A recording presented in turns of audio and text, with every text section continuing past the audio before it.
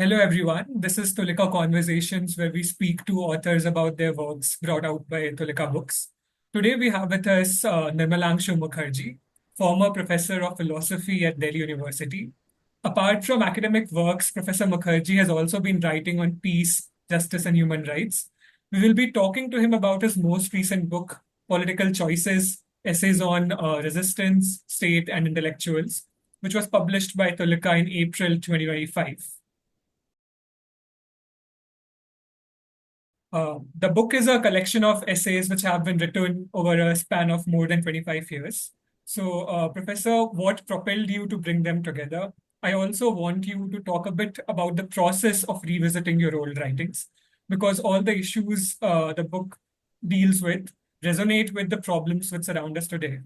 And in the light of ever dynamic social, political, and economic contexts, how did you revisit your old writings as a scholar? Did you see some of the things you had written earlier as playing out the way you had expected, or were there instances where the contemporary changes made you reformulate some of your assertions? There are two parts to your question, namely, where did these essays come from, or rather the book come from, and then uh, what is my current reflection on the issues that were dealt maybe sometimes decades ago.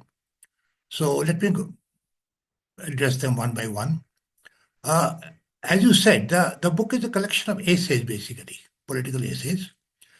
They were basically written in the context of rather worrisome events or political dynamics, as you said, which happened in the mostly in this century, like the attack in New York, then the Godhra incident in India, then the Parliament attack, then the Maoist insurgency later on, and so on. And then, of course, I think for us locally in India, one of the biggest worries has been the advent um, of the Bharatiya Janata Party rule, almost single-handedly governed by Sri Narendra Modi. And that has been the principal worry for most thinkers who think of some form of equality, liberty, and freedom in the Indian context. So these are the two issues. The point is the books were written individually. So the essays were written individually, sorry. So there was no book in the mind as they were written. The book kind of grew out of them. So I never got the time to put it together in a real book because I was busy with other things. And in any case, the pieces were individual interventions in particularly critical contexts. But it kind of grew out of my own training as a philosopher and as a thinker, that what led to these events? What are the historical contexts? Which notion of state are we dealing with? And then, of course, the most urgent question, to which I really do not have a clear answer, about what do we do in this context? So I really don't have an answer.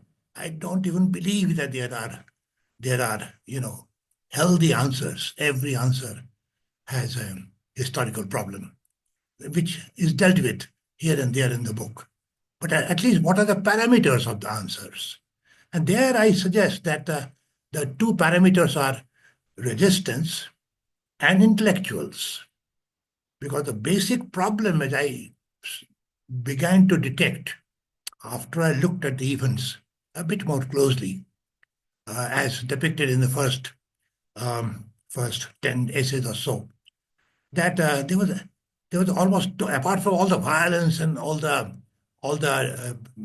humiliation of people and all the autocracy and everything, there was absence of mass movement in the form of resistance, in the classical form of peasant movements or working class movements, or even large scale student movements. The things that happened in the 60s or 70s were somehow missing. So that was one worry. So in terms of the question, what are we going to do about it? And there I think intellectuals, quote unquote radical intellectuals, play a role. So a look at the intellectuals was also part of the project. So can intellectuals play the historical role that I think they have been assigned to? So what is the current state of the intellectuals in India and abroad? Okay. And in answer to the second part of the question, it is kind of interesting that I, when I put them together as a collection, there are more articles than what are collected, of course. So I picked and chose those which formed some kind of a unity.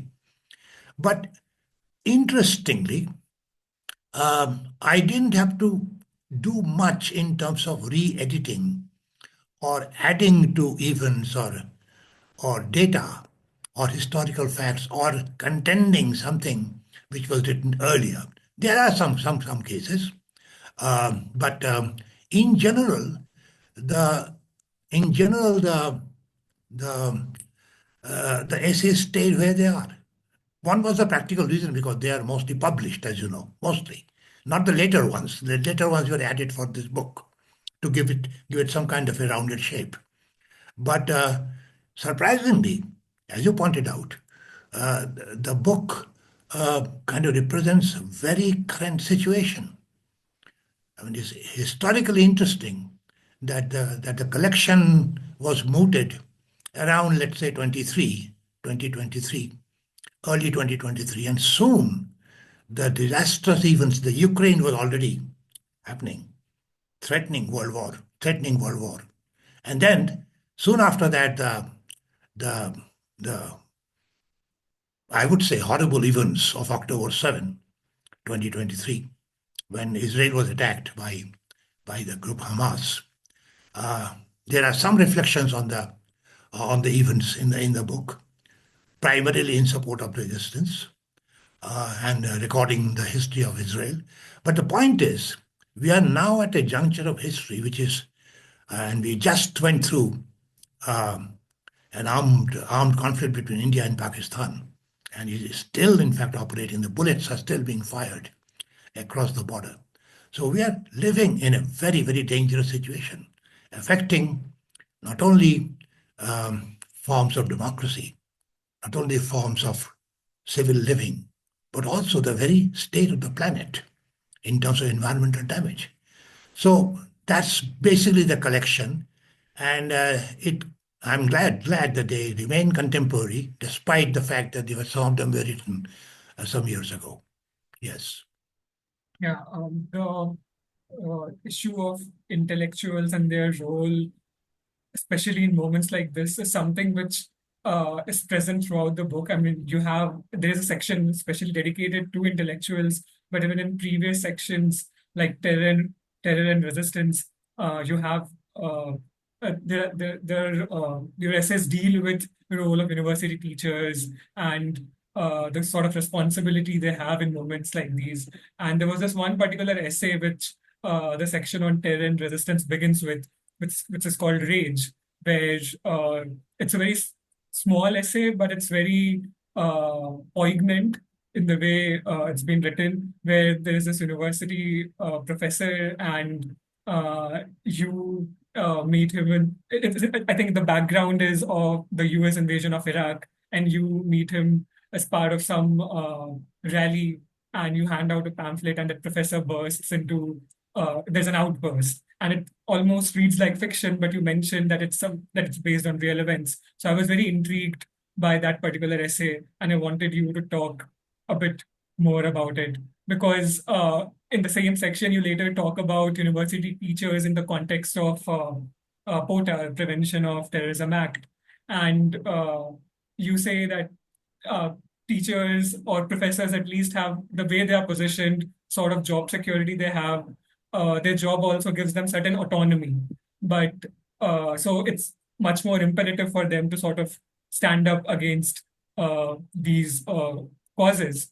Uh, but can we say that in the present context as well? Because there's, of course, a difference between the way professors are positioned in public universities and the kind of autonomy they have in private universities. Because recently there have been a lot of suspensions in private universities and the whole concept of academic freedom as it's been Across framed. across the world, actually, yeah, Yeah. across the world.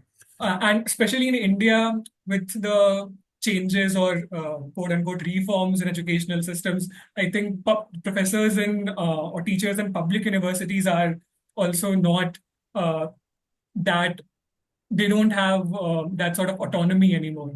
So, yeah, I wanted you to talk a bit more about that. The broad issue of the role of um, university teachers in the context of resistance in the present world order is a vast issue, and that requires a separate discussion much beyond the book, actually. The book is devoted to one or two intuitive clues. One is that one always wants to look for something positive, something progressive, something optimistic out of dark times and dark moments. So while the dark moments were pretty obvious in terms of an intense imperial campaign against the whole planet, basically, after the collapse of the Soviet Union, it was unilateral power of Western hegemony, as we saw from 1990s onwards. Then followed by the gruesome events of 9/11, um, and then Afghanistan, then Iraq, and other things that just kept happening. And in each case, as I mentioned earlier, in each case, there was an absence of classical democratic movements. These were all resistance of some kind of a non-state militancy in various forms against imperial, particularly Western hegemony. That was the form. The democratic movements were not clearly visible. That was the worry that started these essays, basically, to understand them, what's happening in the world. Then, as a university teacher myself, as I was asking myself, what am I supposed to do? What could be my role? I started looking at the role of intellectuals somewhat more closely in throughout this history. And there were some very positive things. I mean, something like Narmada Bachao Andolan, for example, in the Indian context, okay, or the World Socialist Forum in the more wider Western context. They all came about due to the effort of intellectuals, basically. There were many cases of intellectuals actually joining the resistance movements, say in Latin America, in Bangladesh, sometimes in the case of India also. As you know, the Maoist movement basically originated from the campus of Presidency College and Hyderabad University, basically. And the leadership continues to be the intellectuals. They're all sort of, um, more or less prominent individuals in the academia of the Hyderabad University. So intellectuals did play a great role in many. I've depicted some, including some that in which I also had the privilege to take part. That's depicted in some of the essays. Okay, essays. But does that sense of intellectual resistance cohere in some sense? Or is it just restricted to a few individuals? That was the worry because I didn't see any mass character to this intellectual resistance to hegemony. This did not. In fact, the opposite was the case, namely the intellectuals, particularly in the West and in the elite circles in the country, were um, actually benefiting from hegemony. And so therefore also they are triggering the hegemony, they are planning the hegemony and benefiting from the hegemony. So they need cooperation between the intellectuals and the ruling powers. That was the disastrous point, despite some very radical departures from the routine. So that has to be understood very clearly, very honestly. So many of the articles are devoted to this question, including what role can intellectuals play in this devastating, catastrophic current conflict in the world, whether even the entire planet is at stake, not just the species. The planet is at stake. So that's why they were written. With respect to the individual little essay that you mentioned called Rage. Yeah, it is based on some real life story, and I should not name the individual concerned. You probably know that person if I name them. You or many of the people in your publication, because it's a publication. By the way, Tulika itself is a form of resistance. It's a very intellectual platform, as you know, very intellectual platform, and it is designed to be a platform for resistance. And I was glad to know when I was describing my book coming out from Tulika to one of my students who is also in the publication line, very prominent name. I won't name her. But when I mentioned this, she claimed that Tulika is the Indian version of Pluto or Verso, which are known to be resistance platforms in the West. Okay, so I was very very glad that these pieces of this collection came out of Tulika. So this person was someone whom I know very well, of course, and I can describe. But it is meant to be a fiction.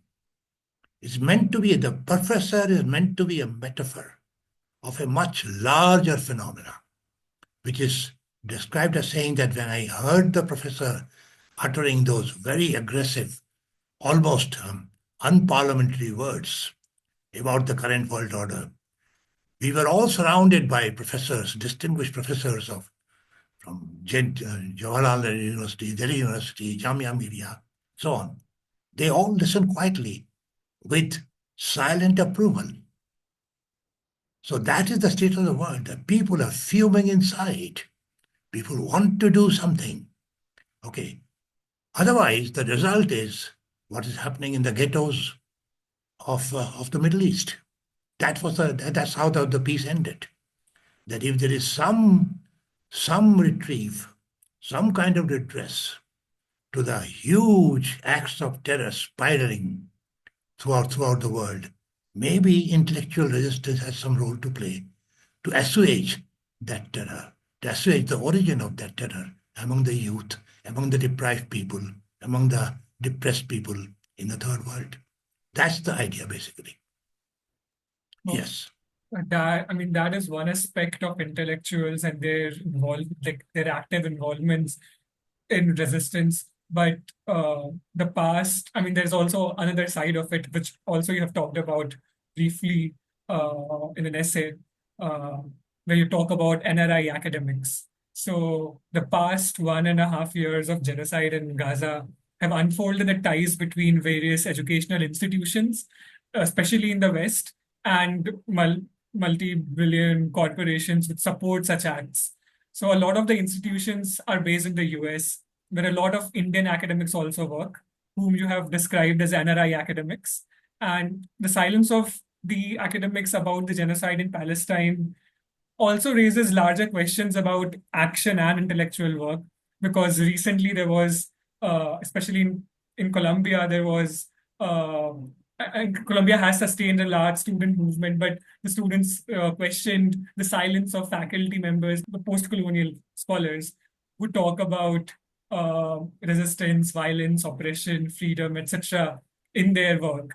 They theoretically engage with it, but when the time came to act, they did not. Whatever the reasons were, we don't know, or at least they have not been explicit about it. So how do we ensure that intellectuals do not reduce their arguments to mere words when it comes to moments when they have to act? Okay, that's a very vast question, and a detailed investigation and answer to that question will take us far away from the book. I think it's very, very important to understand the character of student movements, particularly in the West. In India, we saw in many cases those student movements basically moved into a very strong political movements. I mean, the Communist Party came out of student movements in many, many cases. And as I already mentioned, the Maoist movement, the Naxalite movement, basically, not the Maoist movement, Naxalite movement, basically came out of student movements, both in Hyderabad and in Calcutta. We know that. The Western movements, there's much discussion in Chomsky's work about what happened during Vietnam. And from then onwards, how come the student movements say, against the invasion of Iraq in the early part of this century was a far improved resistance than what happened during Vietnam. Okay, we also saw some glimpses of that in the recent um, solidarity with the people, with the miserable people in Gaza, for example, or in Palestine. We saw that. But we need to study them very carefully, because my hunch is that even the student movements are not as acute and um, not as powerful as they were even maybe 20 years ago. I mean, if you look at the content of the movement, even in places like Colombia, I've not discussed it in the book because I still don't have much understanding or data, and it's very recent. You should not talk about too recent a phenomena. That's not what the historians are supposed to do. There should be some distance between the historian's personal involvement and the historical event the person is studying. But my hunch is that these are um, mostly, let's say, non-Saxon people. That these students are mostly immigrants. Mostly they are of Arabic origin, and quite a few are Indians also. And that's why it was easy to target them, because they don't gel well with the mass of student population in the West by now. So and there is no sign of student movement in Israel, for example, which used to be such a hotbed of student movement, let's say 30, 40 years ago. Okay. So, and complete absence of student movement in Israel. And uh, and the resistance that is coming out in the Middle East, it's not very clear how much of student movement or intellectual element is there in the forward resistance itself. So I'm not going into the NRI phenomena in detail, but since you raised the question, it's discussed in the book how they not only serve the hegemony, they actually take advantage of the more or less free public education in the country at a very high level.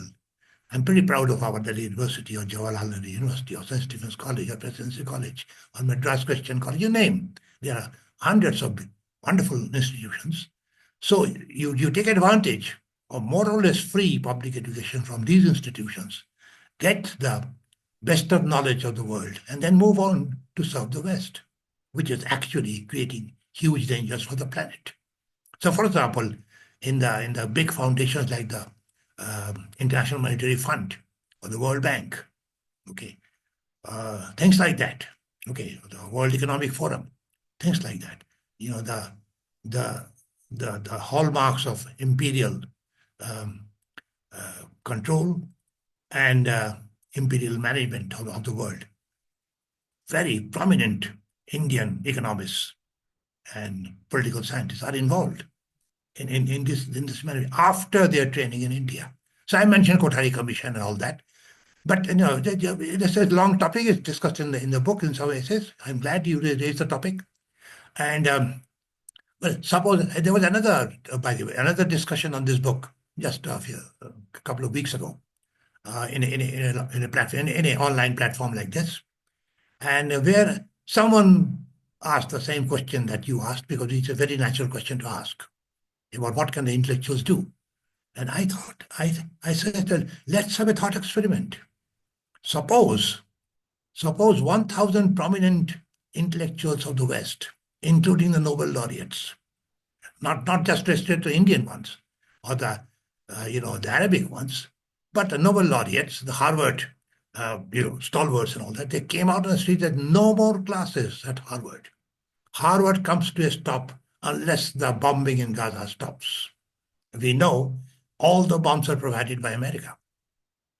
Okay, and so 1,000 people just in the Boston Square, just capture the Boston Square. Okay, I mean that would have had a huge impact, no doubt about it. Just a handful of students just doesn't raise the cost of the empire. But 1,000 Harvard Nobel laureates or prominent people, if they congregate, then the higher education comes to a standstill. unless Gaza is normalized. And the food is supplied to hungry people, just this much. Whether they want to solve the Palestinian problem, that's a much bigger issue. But just this much, the atrocity must stop and Israel must be punished. Must be pointed out and punished in the International Court of Justice. But nothing happened. I mean, there were very, very few faculty members in the entire West who came out in support of. So the very few who came out, I mentioned some in the book, and I keep mentioning them in whatever platform I have, like Facebook.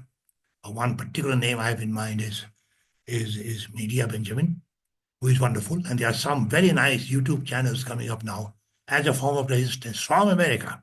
And there are people like Max Blumenthal, and there are others, Aaron Mate and others, who are doing a wonderful job to resist the empire and by doing wonderful investigative work. But they are just a handful. As Chomsky said, they won't even fit in a Volkswagen.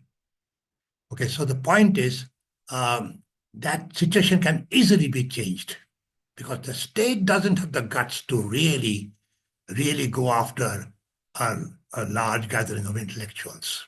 So it can succeed. We have seen some successes, but it's not happening. So that raises the question of agency, if you want to know further about it.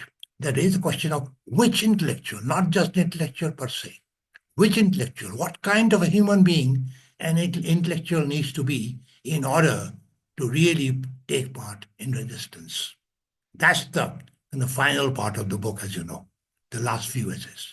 Since you just mentioned Chomsky, and a great chunk of the book also deals with the Maoist movement, you have used Chomsky's definition of reform, or what a reformist is, as someone who cares about the conditions of life for suffering people and works to improve them.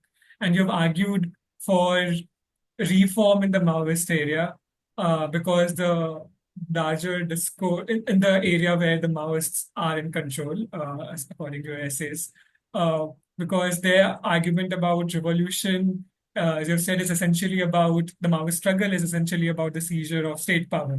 So, and in this tussle between the Maoists and the state, as you said, it's the Adivasis who end up being affected the most.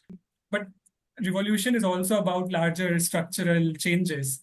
So how do we conceptualize something like reform in the absence of revolution without implying that the reform will eventually lead to the maintenance of status quo where the structures of power and oppression remain intact? I'm glad you asked that question because that is the central question for the times, I guess, forever, so far as human history is concerned. But right now, the question is extremely urgent. You did well to cite Chomsky's very powerful quotation that the minimal standards of humanity requires reform. That's what he actually said. That is minimally, reform is the minimum thing. So reform is a positive idea. Reform is not a negative, regressive idea that some militant interpretation of Marxism wants us to believe. So without getting into the idea of reform in detail, it is discussed in many parts of the book. I'm by now pretty suspicious about the very notion of revolution as it is classically pronounced. The real revolution, in my view, if you like, is at the individual level to serve the people. So instead of either reform or revolution, I would like to adopt some notion of what I call elsewhere. It's not particularly dealt with in the book because I plan another volume on that topic, political topic, more theoretical and abstract discussion of what I want to call militant welfareism. That is, welfare is the absolute cardinal point of human resistance. That welfare for everyone, sarvodaya, welfare for everyone. That is the main point of revolution, that the society should be so organized that everyone's welfare is guaranteed. And welfare in various aspects, and we don't have to go to detail right now. in not just economic welfare or social, even moral welfare and spiritual welfare, intellectual welfare, total sense of freedom. So that question arises uh, in the context, and that kind of welfare, notion of welfare, in my view, is inconsistent with any form of violence. Violence is a necessary evil. Even Marx understood that very, very well. And there's a lot of writing from Marx and Marxists later on, from people like, let's say, Gramsci and others. Lot of very, very, very interesting discussion on why violence is a necessary evil in some cases. I'm not denying that violence can be a necessary evil in some cases, just that I simply cannot see what non-violent options are available in the context of, say, Palestine. I mean, I don't see which kind of non-violent resistance will change the mind of the Israeli rulers. I don't even see what kind of universal nonviolence will change the mind of, let's say, Western hegemony. The kind of violence they can inflict, they will simply put people in the Guantanamo Bay, finished, as the British tried to do uh, with the cellular jail. You just put the individuals who are trying to engage in nonviolent resistance, in most cases, just in cellular jail. But they could not do so for Mahatma Gandhi. These are historical questions that we need to go into more deeply, not so much in the book. But some notion of militant welfare, and not just welfare, that is the classical notion of reform, but militant welfare. You are prepared to give your life for the welfare of the other. That's the idea of militant welfare of the mankind. And now, what kind of individual will engage in that kind of a militant welfareism? That's the question that is discussed in some of the later essays, last few essays, in fact. And in that context, I have raised some skepticism about 2 points, which are very classical in nature. One is that in order to engage in justice and welfare, we need to have something like a blueprint in hand about what kind of society we want to opt to. That usually turns out to be a projection of some vested interest. It's either intellectual, that we are the rulers, so we will formulate. That's the Plato's kingdom, some form of Plato's kingdom, which is there in Foucault and others, or it is in terms of some kind of a subaltern interest, like the proletarian dictatorship. Okay, but that's also vested interest. The proletarian dictatorship is a vested interest, the interest of the working classes. Now, is it in the interest of the planet, not just the species, planet? And I'm going by a very strict notion of working classes, as in Marx. So I went through that if some notion of a blueprint is to be registered, that we confront justice whenever it occurs, wherever it occurs, all the time. So that's the universal principle of the presence, if you like. I don't want to theorize on this too much, because people are trying to theorize. And sometimes they even involve Gandhi in this. But I don't want to go into that kind of theory right now. But the point is, maybe it's time to reflect on the value of this classical notion of resistance in terms of a blueprint and a revolution and a proletarian takeover. So that's again power against power, with a lot of violence, with a lot of disengagement and a lot of vested interest. Once the proletarians take power, why should they disperse that power to the rest of the masses? That's what we saw. And in any case, there has not been a single proletarian revolution on the planet so far, for very good, well understood reasons. So we need to think very differently. And that's where I bring in Gandhi. Okay. Then We're running short of time, Professor, but yeah, I know. That's why thank I you also so cut it much down. for Yeah. the interview. Yes, we Okay. for Gandhi, I guess people will have to read the book.